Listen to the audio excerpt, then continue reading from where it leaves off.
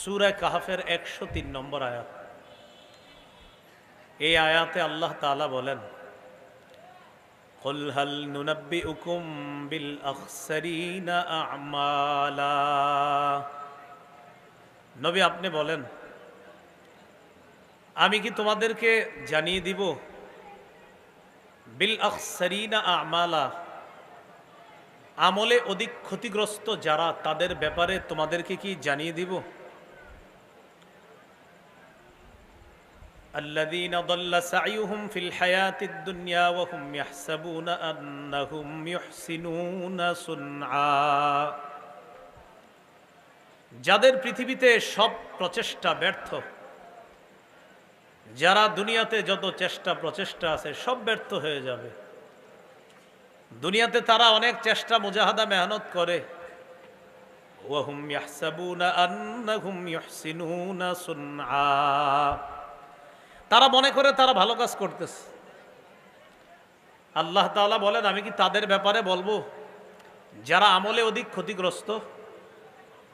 তারা ওই সমস্ত মানুষ যাদের দুনিয়ায় যত চেষ্টা আছে সব চেষ্টা ব্যর্থ, অথচ তারা মনে করে তারা যা করতেছে সব ভালো কাজ করে। এরা কারা? উলাইকাল্লাযীনা কাফারু বিআয়াতি রাব্বিহিম ওয়া লিকাইহি ফাহাবিতাত আ'মালুহুম ফালা নুকিমু লাহুম ইয়াওমাল কিয়ামাতি ওয়াজনা। এরা ওই সমস্ত মানুষ যারা তাদের রবের আয়াতকে অস্বীকার করেছে, ওয়া লিকাইহি, রবের সাথে সাক্ষাতের বিষয়টাও তারা অস্বীকার করেছে। ফাহাবিতাত আ'মালুহুম, পরে তাদের আমল সব নষ্ট হয়ে যাবে। ফালা নুকিমু লাহুম ইয়াওমাল কিয়ামাতি ওয়াজনা। আল্লাহ বলেন, ফলে কিয়ামতের ময়দানে আমি তাদের কোনো আমলের ওজন নির্ধারণ করব না, ওজন সাব্যস্ত করব না, ওজন নির্ধারণ করব না। যালিকা জাযাউহুম জাহান্নাম, এই কারণে তাদের প্রতিদান হলো জাহান্নাম। বিমা কাফারু, তারা কুফরি করার কারণে। ওয়াত্তাখাযু আয়াতি ওয়া রুসুলি হুজুয়া, আমার আয়াত আর আমার রসুলদেরকে উপহাসের পাত্র বানিয়েছে তারা, এই কারণে তাদের ঠিকানা হলো জাহান্নাম। তাহলে এরা আমলে ক্ষতিগ্রস্ত। কিছু মানুষ আছে এরা দুনিয়াতে ভালো কাজ করে, করার পর মনে করে আমি তো যা করতেছি সব ভালো কাজ। আল্লাহ বলেন, এদের ধারণা এরা ভালো কাজ করে, আসলে তারা তাদের রবের আয়াত, রবের সাথে সাক্ষাতের বিষয়টা, মূল জায়গাটাই তারা অস্বীকার করে। আমাদের ওস্তাদ মুহতারাম হযরত আলোচনা করেছেন, 5টা বিষয় শিখেছে। 1 নম্বর ছিল আকায়েদ, আকীদা। তাদের বিশ্বাস সঠিক নাই, সঠিক না থাকার কারণে তারা অনেক ভালো কাজ করে, করার কারণেও তাদের আমল নামা বরবাদ। বিপরীত দিকে আল্লাহ বলেন, ইন্নাল্লাযীনা আমানু ওয়া আমিলুস সালিহাত, যারা ঈমান আনে নেক কাজ করে, কানাত লাহুম জান্নাতুল ফিরদাউসি নুজুলা, তাদের জন্য জান্নাতুল ফিরদাউসি নুজুলা, মেহমানখানা স্বরূপ জান্নাতুল ফিরদাউস। যারা ঈমান আনে নেক কাজ করে। এখন এই জায়গায় মূল আলোচনাটা বুঝতে হবে। নেক কাজ যারা করে, এই নেক কাজ করতে হবে শিরিক মুক্ত নেক কাজ, বেদাত মুক্ত নেক কাজ। কি নেক কাজ? শিরিক মুক্ত নেক কাজ, বেদাত মুক্ত নেক কাজ। কাজ করলেন আপনি কিন্তু শিরকি কাজ, আপনি আবেগে চোখের পানি ছাড়তেছেন কিন্তু কাজটা শিরকি, তাহলে আপনার এই ভালো কাজের কোনো মূল্য হলো না। চোখের পানিও কিন্তু ফেলতেছেন আপনি, এবং অন্যরা বলতেছে এই লোক এত কাঁদতে পারে, ওনারে আপনারা বলেন সে শিরিক করে। তো শিরিক যে করে তারে তো শিরিক বলতেই হবে, শিরিক করে।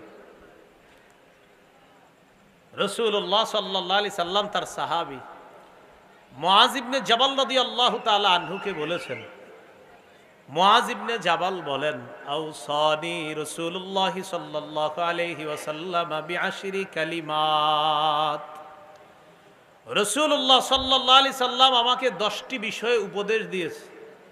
1 নাম্বার, লা তুশরিক বিল্লাহি শাইআ ওয়া ইন কুতিলতা ওয়া হুররিকতা।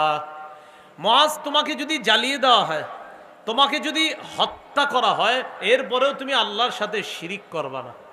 তোমাকে যদি জ্বালিয়ে দেওয়া হয়, তোমাকে যদি হত্যা করা হয়, তুমি আল্লাহর সাথে শিরিক করবা না।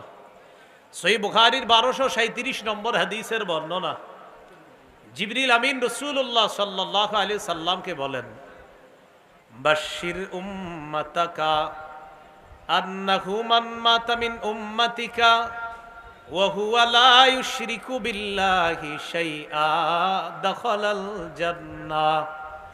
হাবিব, আপনি আপনার উম্মতকে সুসংবাদ দেন, আপনার উম্মতের মধ্যে যারা এই অবস্থায় মারা যাবে যে সে আল্লাহর সাথে শিরিক করে না, সে জান্নাতে প্রবেশ করবে। তাহলে নেক কাজ করা, এটা শিরিক মুক্ত হতে হবে। আরেকটা হলো বেদাত মুক্ত নেক কাজ হতে হবে। কি মুক্ত নেক কাজ? বেদাত। আমার মূল আলোচনাটা বেদাত নিয়ে, কারণ সাধারণত আমরা শিরিক সবাই যে করে এমন না, তবে অনেকে বেদাতি কাজ করে, তার বেদাতি কাজটা তার শিরিক পর্যন্ত পৌঁছায় দেয়, সেটা সে জানেও না। করে বেদাত, কিন্তু কাজটা পৌঁছায় দেয় শিরিক পর্যন্ত। তাহলে যারা কাফের, আকীদা নষ্ট, জাহান্নাম। যারা ঈমান আনে নেক কাজ করে, তাদের ঠিকানা জান্নাতুল ফেরদাউস। শর্ত হলো ঈমান হতে হবে শিরিক মুক্ত ঈমান, আমল হতে হবে শিরিক মুক্ত আমল, হতে হবে বেদাত মুক্ত। এই আমলের মধ্যে শিরিকের গন্ধ লাগানো যাবে না। বেদাতের ব্যাপারে আম্মাজান আয়েশা সিদ্দিকা রাদিয়াল্লাহু তাআলা আনহা, তার থেকে বর্ণনা, এটা মূল নীতি নবী আমাদেরকে শিখিয়ে দিয়েছেন। সহিহ বুখারীর বর্ণনা, 2697 নম্বর হাদিস, 2697 নম্বর হাদিস। এই হাদিসের বর্ণনা, আন আয়েশা সিদ্দিকা রাদিয়াল্লাহু তাআলা আনহা قالت قال رسول الله صلى الله عليه وسلم من أحدث في أمرنا هذا ما ليس فيه فهو رد। রাসূলুল্লাহ সাল্লাল্লাহু আলাইহি সাল্লাম বলেন, যে ব্যক্তি আমাদের এই শরীয়তের মধ্যে ইবাদতের নামে সওয়াবের আশায় নতুন কিছু আবিষ্কার করে, কি বললাম? যে ব্যক্তি শরীয়তের মধ্যে ইবাদতের নামে সওয়াবের আশায় নতুন কিছু আবিষ্কার করে, ফাহুয়া রদ্দুন, এটা প্রত্যাখ্যাত, এটা প্রত্যাখ্যান করা হবে, এটা পরিত্যাজ্য, এটা গ্রহণ করা হবে না। তাহলে শরীয়তের মধ্যে ইবাদতের নামে নতুন কিছু কেউ যদি অনুপ্রবেশ ঘটায়, এটা বেদাত। বলেন, এটা কি? বেদাত।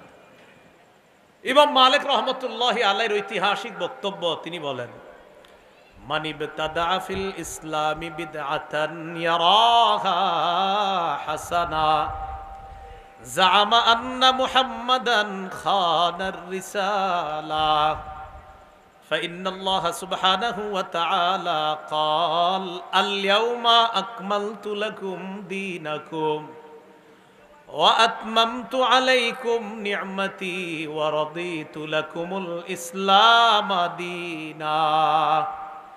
ইমাম মালিক বলেন, কেউ যদি ইসলামের মধ্যে নতুন কোনো বেদাত সৃষ্টি করে, ইয়ারাহা হাসানা, আর এই বেদাতকে সে যদি উত্তম মনে করে, অনেকে বেদাতি কাজ করে আর কইরা বলে কি, কয় নবীর প্রেমে কোনো দলিল লাগে না।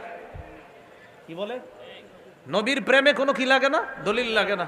কাজ করে বেদাতি, কিছু বলবেন, বলবে নবীর প্রেমে দলিল লাগে না, এরকম বলবে।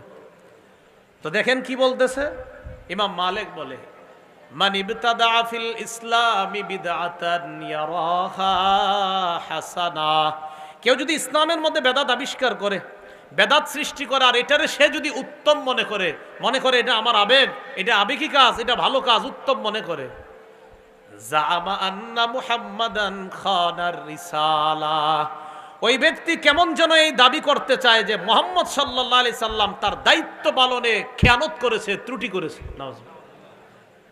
নবী আমাদের জন্য ইসলাম ধর্ম যেটা রেখে গিয়েছেন, এখানে পূর্ণাঙ্গ না অপূর্ণাঙ্গ?